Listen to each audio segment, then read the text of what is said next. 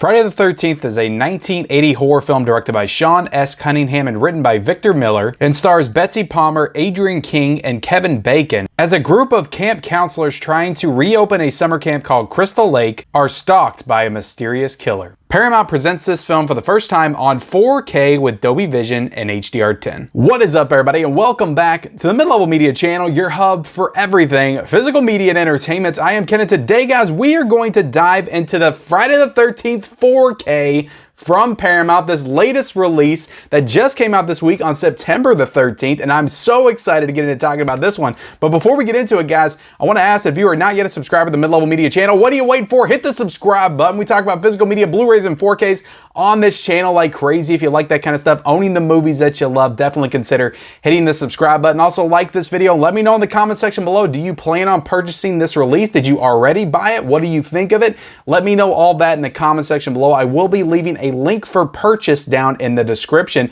and then turn on the bell notifications for all future videos. So, ladies and gentlemen, we're going to talk about the movie. We're going to talk about the 4K transfer, special features, all that stuff, packaging, audio, all that good stuff.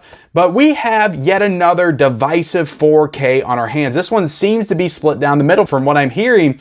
And it's kind of along the same lines as the Heat 4K transfer. But again, we'll get into that here in a second. I am going to be reviewing the transfer of Friday the 13th on 4K. I'm also going to be comparing it to the 2020 Scream Factory Shout Factory edition that came out with the 4K scan. So we're going to be comparing the two because I did actually watch both of these last night to compare the two. But yeah, we're going to be talking about that. And yeah, again, I'm super excited to get into this. Let's talk about the movie itself. I am a massive fan of the Friday the 13th franchise. It's the most consistent franchise, in my opinion. Like, you have your Halloween movies that are great. You have your Nightmare on Elm Street movies that are great. You have your Texas Chainsaw movies that are great, but you had a lot of crappy ones in all of those franchises. Friday the 13th, I believe, does not have a bad one in the bunch. I enjoy every single one of them. Actually, the ones that most consider the worst are probably in my top of the franchise. So I love Friday the 13th. I love every single one of them. I don't think it has a bad one in the bunch. It doesn't quite reach the highs that a Halloween or a Nightmare on Elm Street or a Texas Chainsaw do, but I think that they're all great. They're all super fun, and they all have their own merit to them. And getting into this first one in particular, I really think that this one gets unfairly criticized a lot because it's a little slower paced, the characters aren't as memorable, and spoiler alert for everybody that hasn't seen this, because I've still been seeing people post on Instagram that they did not know that a certain character was not in this film. But spoiler alert, if you don't want to know anything about Friday the 13th, I'm known for spoiling stuff on the channel. I don't want to spoil this for you if you haven't heard about it. But spoiler alert, you know Jason as the iconic killer of the franchise, right? Jason is not the killer in this movie. Jason is absolutely not the killer in the first Friday the 13th film. So I think a lot of people, just taking all of that into account, they always look down on this one. But I actually think this is a great horror slasher movie. It really started the slasher craze. Yes, Halloween was probably the first big popular slasher film. You could say Black Christmas started it. You could say some other films in the 60s and 70s started the proto slasher. But Halloween really popularized it and made it a thing. Friday the 13th took that and just ran with it and just made it the most popular genre in all of the 80s. Like, slashers were everywhere in the 80s. Camp slashers, slashers everywhere in high school, wherever. It was everywhere. Mall slashers everywhere. Because of Friday the 13th, it really popularized the craze that would carry on through the 80s.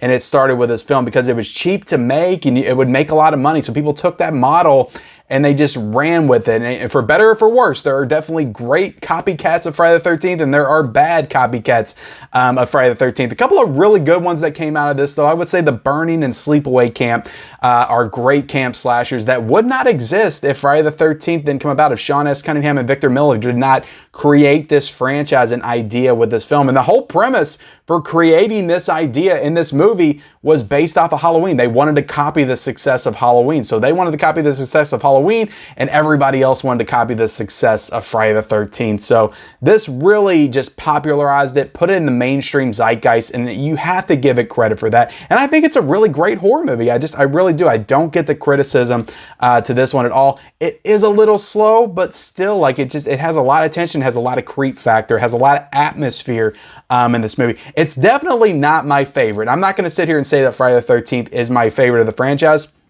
But I just really learned to appreciate this movie for its simplicity and just classic feel. Like, it just has that classic old school horror feel in the beginning of the 80s. And I mean, like I said, horror films, there are some real prestigious horror films in the 60s and the 70s. And then after Friday the 13th came out, that all went out the window. The rules went out the window for what you could do in a horror film. Like, everybody was doing all kinds of, everybody was out trying to outdo each other with the kills and the body count. And it all started here. Like, Friday the 13th just took the horror franchise to a new level. I think it's a really original story. It created the legend and lore around the character of Jason Voorhees, and that's carried over for 40 years. And it's just it's a simple story, but it's just a good story, and it's a compelling story, and it makes sense, and the motivations are there, and you understand why people are doing what they're doing in these films, the villains of this franchise. And while most of the cast, including Kevin Bacon, who I don't think makes his debut in this film, but it is one of the first like big films that Kevin Bacon was in, are pretty bland and forgettable. Like, most of the characters are pretty bland and forgettable. But Betsy Palmer as Pamela Voorhees gives one of the all-time great performances in horror, in my opinion. I love her in this movie. When that reveal comes at the end, just the way she plays it, kill her, mommy, kill her, I will, Jay. She's going back and forth with multiple personalities. It's so creepy. And that's why you cast a classic actress like Betsy Palmer to carry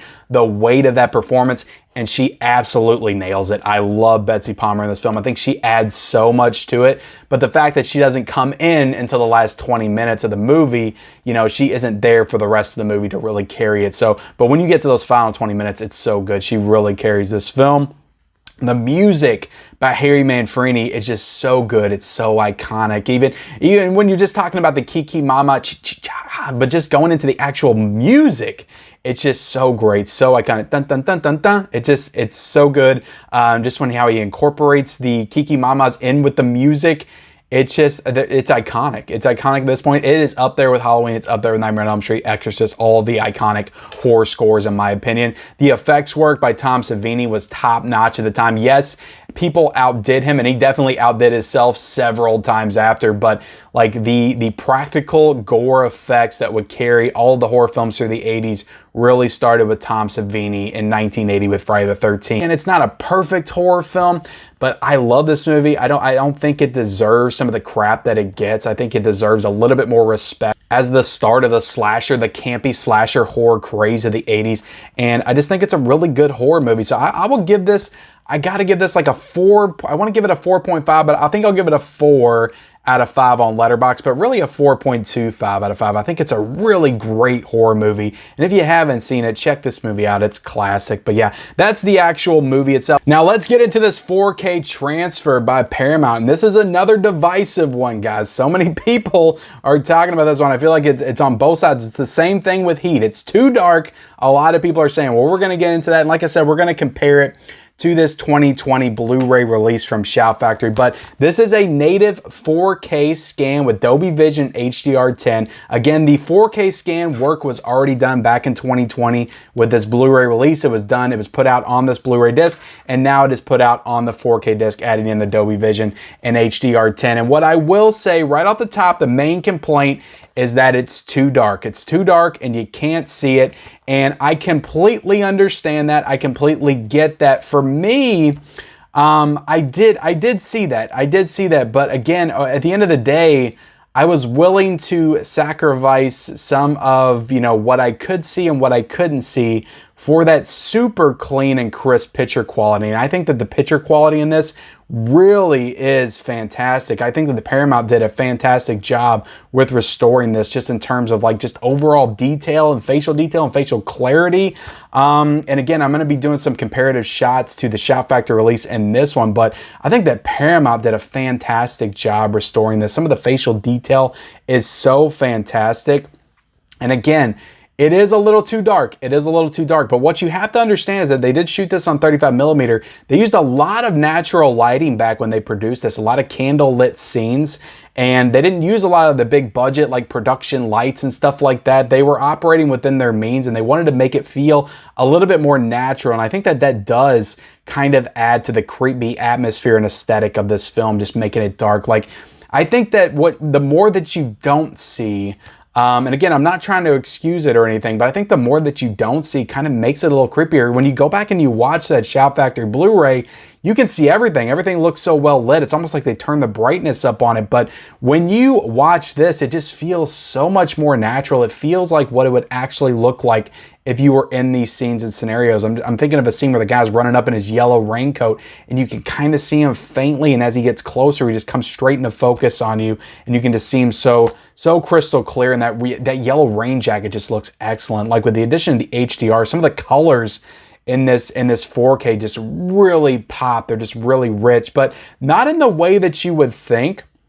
It's got some great colors to it, but what I will say about the Blu-rays, the colors were a little bit more vibrant, but in this one, I would say they're a little bit more robust, a little bit more richer. The depth that the black levels bring into it, I just love that addition of HDR because it adds such depth to it and makes you feel like you're almost there, like you're almost there with these people, and everything feels so real and so natural. The shots, again, comparing it with the Shout Factory release, the trees with the lake underneath of it, like the trees are just way too colorful in the Shout Factory release. They're way too green. You can just see that sun kind of glaring down and bouncing off it. Everything's so glowy. But when you look at the 4K release, like the tree leaves are still very green, still very vibrant, but they're a little darker, a little bit more natural, a little bit more realistic when you're looking at them and how they're reflecting off the water. Not everything's so glowy in the 4K. This looks more real, and I really appreciate that. Even just simple shots of just them holding on the lake as the storm's coming in, and you just see the ripples in the water. Like the detail is there. It's so much incredible detail in this 4K release. Another shot where Adrienne King's laying on the beach and she's got a towel by her head.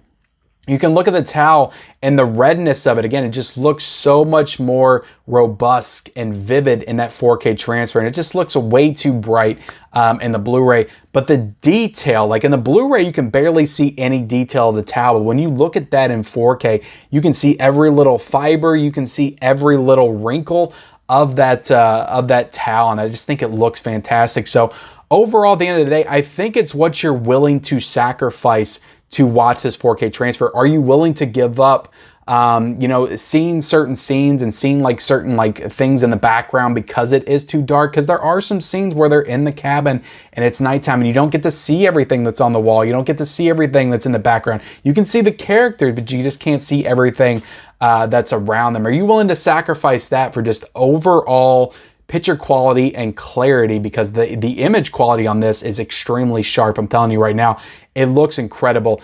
The sequence of Betsy Palmer when she first comes out of the cabin and she does the whole killer mommy killer thing in the close-up on her face. If you look at the Blu-ray, her face is just glowing. It's super bright. It's super vivid. It's super saturated. But when you look at that 4K, the image quality on that, it kind of dulls that down a little bit. But again, it makes it feel more naturalistic, and just the details and the wrinkles and stuff on her face, you can just see everything. Every single wrinkle and imperfection on Betsy Palmer's face is just right there front and center. And I love how the 4K kind of adds that shadow back in. You see the shadow across her face. You don't have that in the Blu-ray. Like the Blu-ray, it's just everywhere, front center, bright, vivid, in your face. But the 4K, it adds the shadow on her face. And again, I think it really adds to that creep factor. Not a ton of grain in this 4K at all. You go back and watch that Blu-ray Shout Factory 4K scan, it's very grainy when they're showing some of those scenic shots and everything, even some of the close-ups on the faces. You watch this one, they really clean that up. Yeah, you can see a little bit in certain scenes, but I thought this was overall just a very clean picture quality release. And when I was watching it, I don't feel like I was noticing it as well. But again, everything, it doesn't pop. It doesn't pop like that Scream Factory release in terms of like color and lighting and brightness. But everything about this 4K just feels so much more natural that even when you're watching it, you may not realize it at first until you pop in the Blu-ray, and then you're like, oh, now I see the difference. So I think that works. That particular color palette, that aesthetic, that style, I think that works for this film. And I think it looking a little bit darker adds to the overall like atmosphere and ambiance of this incredible film. And I don't know, I just really dug it. And again, I know that a lot of people are not big on the 4K transfer of Friday the 13th so far from what I'm seeing. A lot of people are saying it's really good as well. It's really divided, but that's my thoughts. I think it looks incredible. I think it looks great. Is it a little too dark? Yes, it is. There's another sequence I'll go ahead and show pictures of is Crazy Ralph as he's leaving. You can see the shadow on his face in the 4K, and you cannot see his face. Whereas in the Shout Factory Blu-ray, you can see his face. So you can see the performance. You can see him emote as he's performing. So you do lose a little bit of that, so some of the facial detail as people are talking, some of the outside sequences, because there's another scene that's like that as well. But I don't know. At the end of the day, I was willing to sacrifice that, you know, a little bit darker image, picture quality for just the overall sharper image quality. So I don't know. Again, let me know what you think in the comment section below. I'd be really curious to hear it. So yeah, that's the transfer. Let's get into the audio here. This is a DTS HD 5.1 master audio. So it actually, this drops a track, and a lot of people were complaining about this one. Now I think the DTS HD 5.1 is only present on the uncut version on the Shout Factory release, whereas in this one it's present on the uncut and the theatrical release. So it drops a track from the Scream Factory edition that had the 2.0 mono lossless track on the Scream Factory edition, but that was just on the theatrical cut. So I think they dropped that track and they just have the 5.1 on both versions on this one. So if you wanted to keep that track, hold on to your Shout Factory Blu-ray if you purchase this one, because you're not going to be able to get it on this 4K version.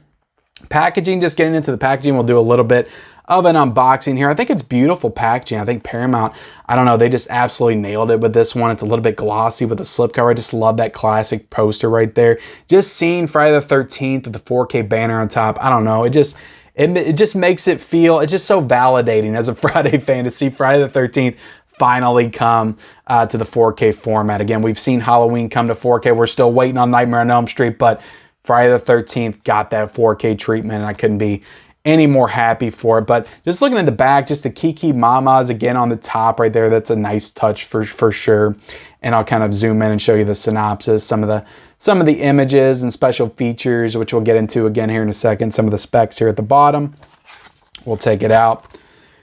I'll show you that. I'll show you that. I'll show you the spine on that one. I'll remove the digital code because I'm going to give that away at a later date.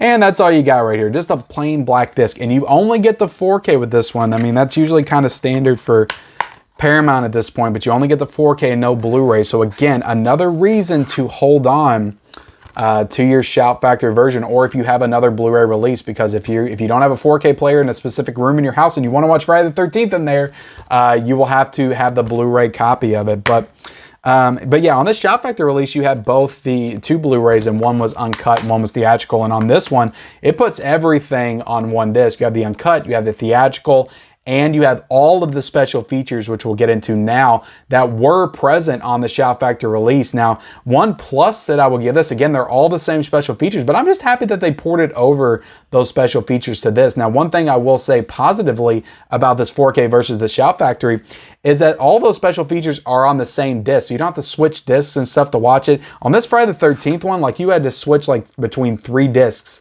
to watch all the special features on that Shout Factory release. This one, they're just all present on the same disc. So I don't know, guys. There's a lot of, again, I completely understand if you have the Shout Factory Blu-ray and you're happy with it, and from what I said or what I said doesn't sound great to you, then just keep your Blu-ray. Your Blu-ray is probably fine, but I do really feel like this 4K is really awesome. Again, it's not perfect. It's not the best 4K I've seen all year. It's not like Godfather or anything, but it is a really solid 4K transfer that I quite enjoyed. And going forward, it's going to be my preferred way to view this film. So I think it's a fantastic transfer. It's only $19.59 right now. So again, it's not too much of a cost to upgrade Friday the 13th on 4K, but I will be linking that 4K down below. So appreciate you guys so much for watching. Again, let me know in the comment section below what you think of this whole Friday the 13th situation. Are you going to purchase it? Are you going to sit it out and keep your Shout Factory release or just regular Blu-ray copy? Let me know in that comment section below. Subscribe to the channel, like this video, follow me on all my social media accounts. Those links are down below in the description. Turn on those bell notifications, and we'll see you next time.